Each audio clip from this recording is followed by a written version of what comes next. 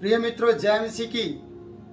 आइए हम परमेश्वर के वचन से देखते हैं पहला शमूएल और उसका दूसरा अध्याय और उसका तीसरा 4 और 5 पद को हम देखेंगे। प्रिय मित्रों, परमेश्वर के वचन को हम पिछले अध्याय में अच्छे से सीख पाए हैं। मैं आशा करता हूं आप उन वीडियो को देख रहे हैं। इस वीडियो में पिछले वीडियो का लिंक दे दूंगा, आप उसको भी देखिएगा ताकि ये वीडियो आपको समझ में आ सके।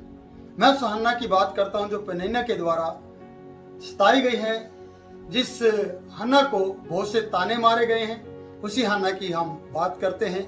वही हन्ना ऊंची आवाज में, बुलंद आवाज में परमेश्वर के सामने एली को और एली के सामने परमेश्वर के उस भवन में चिल्लाकर और बड़ी बुलंद आवाज में प्रार्थना करती है। वो वहां के लोगों को भी ये कहना चाहती है और परमेश्वर पे एक पक्का विश्वास करते हुए ये बात कहती है। तीसरा पद है दूसरे अध्याय का तीसरा, और वहां पर इस प्रकार से लिखा है, फूल कर अहंकार की बातें मत करो, फूल कर अहंकार की बातें मत करो और अंधेर की बातें तुम्हारे मुंह से ना निकले, क्योंकि यहोवा ज्ञानी ईश्वर है और कामों को तोलने वाला है। परमेश्वर के पास एक ऐसी तराजू है जिसमें हर काम तोले जाएंगे। आपने जिंदगी में कितने भी काम किए हैं, चाहे वो अच्छे हों चाहे वो बुरे हों, वो सब तोले जाएंगे। हन्ना इस बात का पूरा अनुभव के साथ बात को कहती है, क्योंकि उसको बहुत ज्यादा चिढ़ाया गया है। अब उसका मुंह प्रभु की महिमा करने के लिए खुल गया है। इसलिए प्रियो, मैं आपसे कहना चाहता हूँ कि अगर आप परमेश्वर के ऊपर भरोसा करते हैं, बेशक आप हृदय की गहराई से बिना आवाज के प्रार्थना कर रहे हैं, एक दिन आएगा आप खुलकर परमेश्वर की महिमा मुंह खोलकर करेंगे। आपको किसी भी बात की बोलने में झिझक नहीं होगी। इसलिए हन्ना ने कहा, फूल कर अहंकार की बातें मत करो और अंधेर की बातें तुम्हारे मुंह से ना निकले, क्योंकि वो ये कहना चाहती है कि व्यर्थ की बातें, अहंकार की बातें तुम्हारे मुख से ना निकले। बहुत सी बार आपके और हमारे जीवनों से मुंह से अहंकार की बातें निकलती हैं। हम किस बात में अहंकार करते हैं? इंसान एक भाप के समान बताया जाता है, इंसान एक बुलबुले के समान बताया जाता है। इंसान आज दिखता है, कल दिखाई नहीं देगा।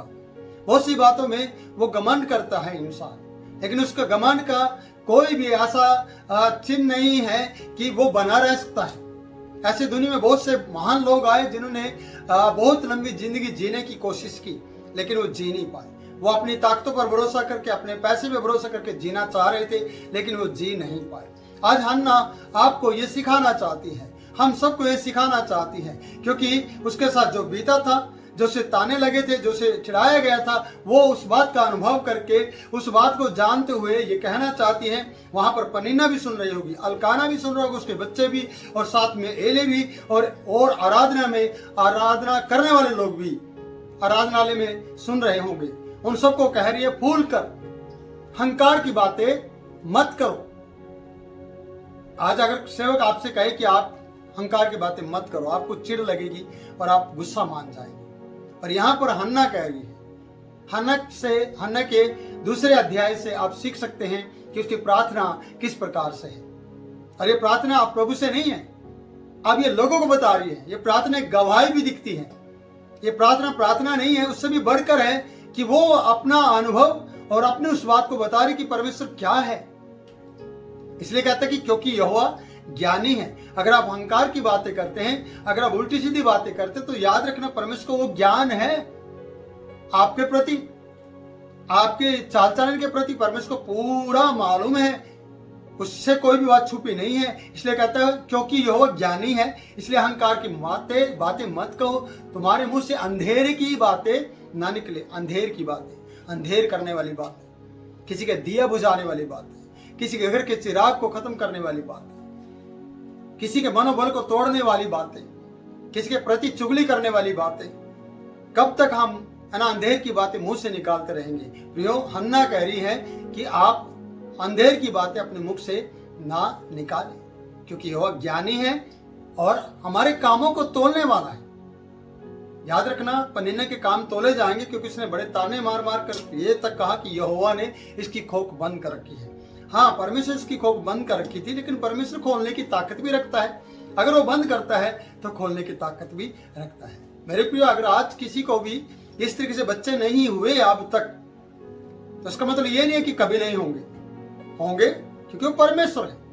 परमेश्वर की ताकत को अंदाजा तुम नहीं लगा सकते। परमेश्वर परमेश्वर है। अगर आप अच्छी धूप देखते हैं तो बारिश कब आ जाएगी बिना बादल के, ये परमेश्वर जानता है।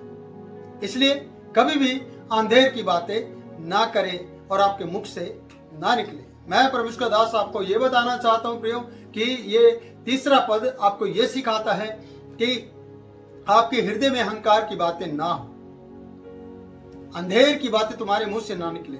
ईश्वर ज्ञानी है और सारे कामों को तोलने वाला है। 4 पद बताता है सूरवीरों के धनुष टूट गए, यानी ताकतवरों के जो सूरवीर थे उनके धनुष टूट गए। याद रखना, उनके धनुष तोड़ दिए गए हैं। और कहता कि ठोकर खाने वालों की कटी में परमेश्वर ने क्या कर दिया, बल का फेंटा बांध दिया है। एक बेल्ट बांधी है जो ठोकर खा के गिरते थे, जो जिनमें ताकत नहीं थी, उनमें परमेश्वर ने एक ऐसा फेंटा बांधा है जिनकी कमर को परमेश्वर ने कस दिया कि अब ये गिरेंगे नहीं। गिरने वाले को स्थिर कर दिया है और धनुष चलाने वाले का धनुष टूट गया है। उनके तीर किसी काम के नहीं रहे। जो तीर आप लोगों पे मारते हैं, जो कहते कि धनुष उठाकर लोगों की बुराई करके तीर छोड़ते हैं, उनके जीवनों में फेंकते हैं, मारते हैं, निशाना लगाते हैं, याद रखना वो धनुष टूट जाएगा। और धनुष आप हैं। एक दिन आप धनुष के समान झुक जाएंगे, आपकी कमर झुक जाएगी। इसलिए हन्ना इस बात को कह रही है। सूरवीरों के धनुष टूट गए और ठोकर खाने वालों की कटी में, जो ठोकर खाते थे, गिरते थे, है ना, उनकी कटी में बल का फेंटा बांधा गया है। कितनी बड़ी बात है कि हन्ना इस बात को कह रही है प्रियो कि उनकी कमर को कस दिया गया है। बहुत अच्छी बात है। मैं प्रभु को धन्यवाद करता हूँ कि इन बच्चों से हमें सीखने को मिलता है। आगे भी पढ़ते हैं 5 पद। जो पेट भरते थे उन्हें रोटी के लिए मजदूरी करनी पड़ी। जो अच्छा खा रहे थे, मनमाना कर रहे थे, जो अपनी इच्छा में चल रहे थे, पैसे की कमी नहीं थी, वो सोचते थे कि अब हमें किसी बात का डर नहीं है, हम कभी भूखे नहीं मरेंगे, उन्हें रोटी की घटी हुई। हन्ना ने कहा जो पेट भर खाते थे, जो फेंक भी देते थे, जो व्यर्थ करते थे, उनको क्या हुआ? याद रखना, रोटी की घटी हुई। इसका मतलब क्या बताता है कि अहंकार करने वाले सोचते कि हमारे पास कमी नहीं है, पर एक दिन रोटी की घटी भी हो जाएगी।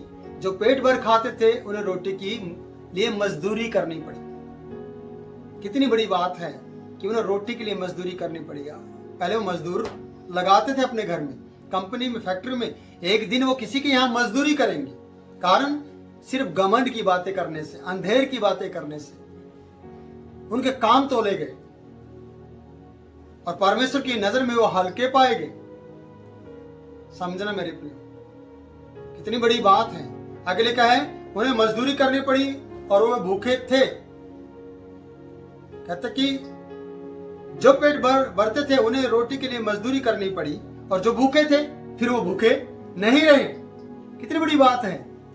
जो भूखे रहते थे परमेश्वर की दया से वो भूखे नहीं रहे, क्योंकि उन्होंने जीवन की रोटी को पहचान लिया। आज अगर आपके जीवन में यीशु मसीह है तो यीशु मसीह आपके लिए जीवन की रोटी है। आज आपको भूखे होंगे, आपके घर में बहुत सी आपकी परिस्थितियां ठीक नहीं होंगी, आपको राशन की घटी होगी, आपको पैसे की घटी हो रही होगी, आपके परिवार में बहुत सी दिक्कतें चल रही होंगी, पर याद रखना, अगर आपने यीशु मसीह को ग्रहण किया है उद्धारकर्ता के रूप में, तो वो आपके जीवन की रोटी है। वो जीवन का जल है, जीवन की रोटी है। और रोटी एक रोजगार को दर्शाती है, और रोजगार आपका कभी खत्म नहीं होगा। कहता जो भूखे थे उन्हें वो फिर कभी भूखे नहीं रहे। जिन्होंने कभी मजदूरी नहीं की उन्होंने रोटी के लिए मजदूरी करनी पड़ी। आपको अगला भाग बताना चाहता हूं कि जो बांझ थी उसके 7 हुए। जो बांझ थी उसको 7 बच्चे हुए। याद रखना मेरी बहन, मेरे भाई, मैं आपसे कहना चाहता हूं, बांझ शब्द चला जाएगा आपकी जिंदगी से, आप कभी याद भी नहीं करोगे उस बात को, क्योंकि आपके जीवन में आनंद का कारण यहोवा कर देगा। आनंद करने वाली माता आपको बना देगा। जो बांझ है उसको 7 परमेश्वर बच्चों की आशीष दे देगा। 7 बच्चों की आशीष परमेश्वर आपको देने जा रहा है। इसलिए अहंकार की बातें ना करें, अपने आप को प्रभु के लिए सामने ले आए और प्रभु से आशीष पाने की कोशिश करें। यह वीडियो आपकी जिंदगी में आशीष लेकर आए। और आगे पद है, हन्ना ने कहा और अनेक बालकों की माता घुलती जाती है। अनेक बालकों की माता, अनेक बालकों की माता, ज्यादा जिनका बच्चे हुए हैं ना, वो गुलती जाती, गुलती का मतलब परेशान रहती है, बच्चों में पिसी रहती है, बच्चे से परेशान करते रहते हैं, घर के हालात बिगड़ जाते हैं, बहुत सी दिक्कतों का सामना वो करती है। इसलिए ऐसी दिक्कतों का सामना करने वाली स्त्री इतने बच्चे प्राप्त होने के बावजूद भी वो उसमें घिरी रहती है, गुलती चली जाती है। मैं कहना चाहता हूं, पर बांझ 7 बच्चों की माता बन जाती है। ये हन्ना ने अनुभव किया है। हन्ना का पहला बेटा होने पर जिसको परमेश्वर के हजूरी में से समर्पित कर दिया, अर्पण कर दिया और दे दिया, वो इस बात को कह रही है।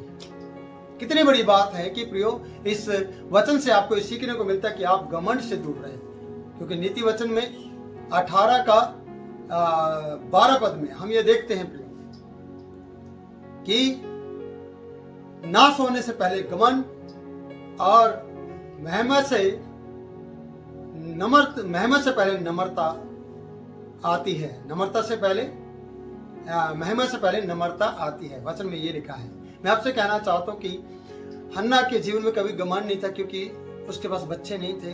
पनिन्ना के जीवन में घमंड था, और घमंड के कारण से शायद वो अपने बच्चों में घुल जाएगी और उनसे परेशान हो जाएगी। और हन्ना पहले ही बेटा पहले परमेश्वर को अर्पण कर देती है, और वो कभी भी इस तरीके से होने वाली नहीं। उसको परमेश्वर और भी बच्चों की आशीष देने जा रहा है।